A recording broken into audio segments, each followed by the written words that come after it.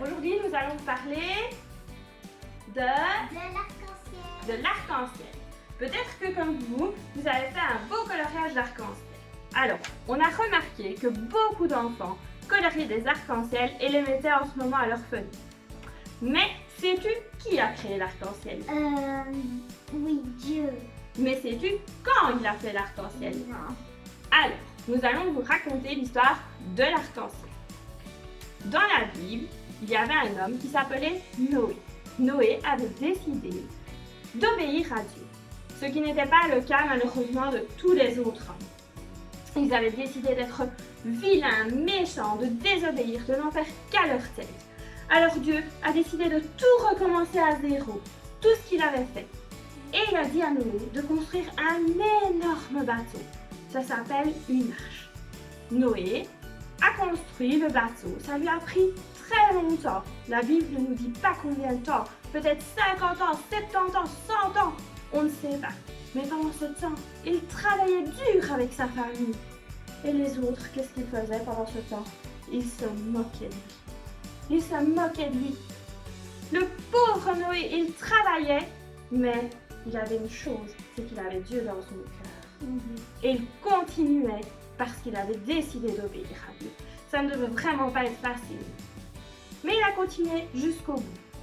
Quand l'arche a été prête, chaque espèce d'animaux, un mâle et une femelle, donc un papa tigre avec une maman tigre, un papa éléphant avec une maman éléphant, sont venus à l'intérieur du bateau.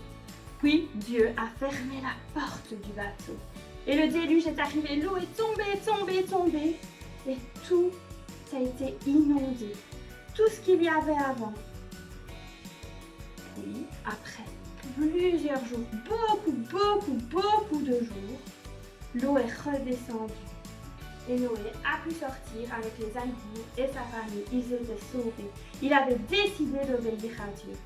Et pour ne plus jamais que ça arrive, Dieu a décidé de faire dans le ciel un arc-en-ciel pour qu'il se souvienne de sa promesse. Grâce à l'arc-en-ciel, nous n'oublions jamais l'histoire de Noé et de la promesse que Dieu nous a faite. Ok?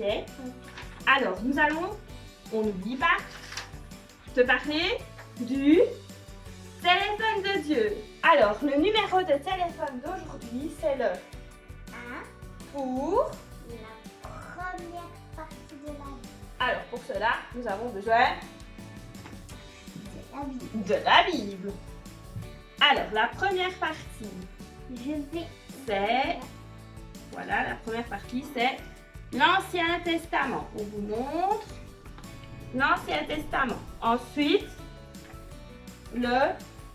encore un 1 pour le premier livre. Le premier livre, c'est la Genèse.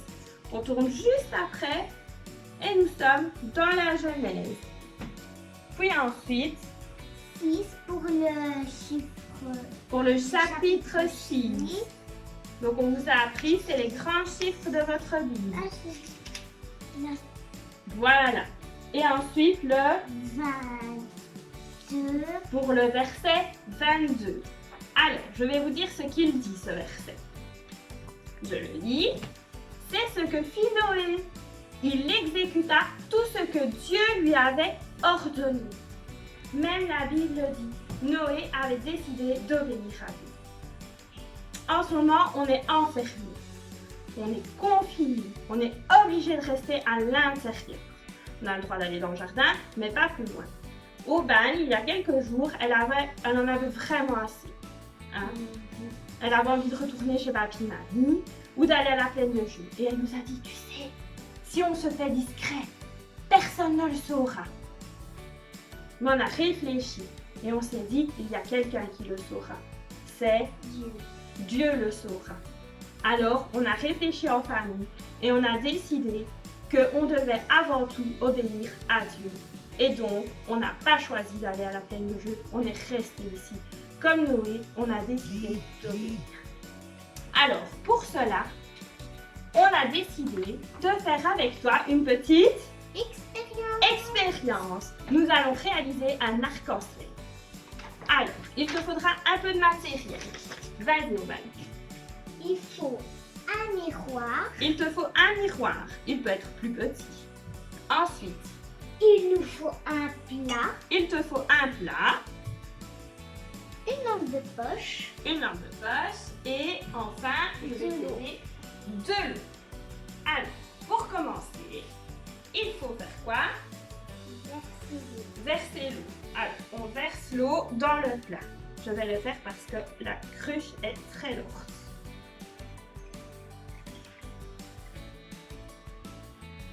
Tu peux remplir le plat. Fais attention que ça ne déborde pas. Alors, ensuite, que fait-on, Van?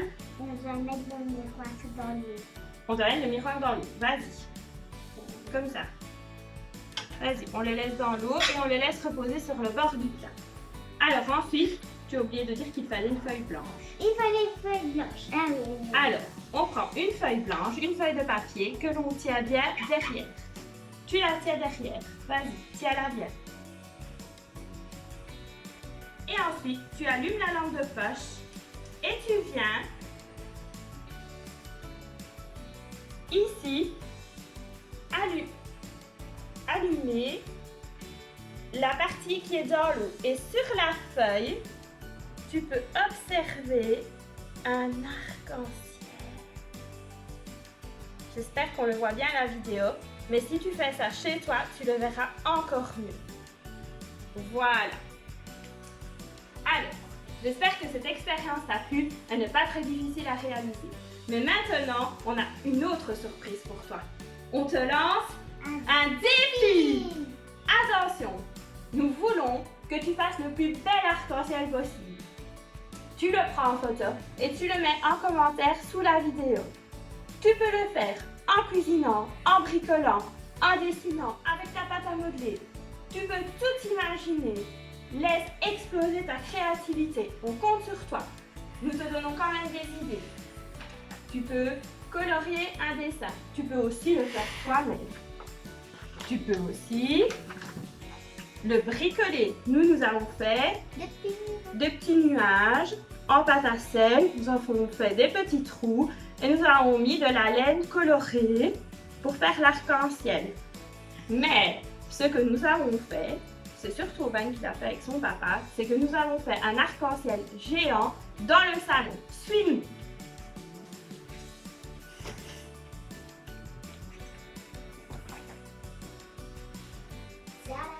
Tadam! Nous avons trouvé les jetons colorés qui étaient dans le bureau de maman. Et nous avons décidé de faire un arc-en-ciel avec ça. Mais tu peux aussi le faire avec des tissus, avec tes crayons couleur, avec tes jouets, peu importe. À toi d'inventer. On te fait plein de bisous et on te donne rendez-vous mercredi avec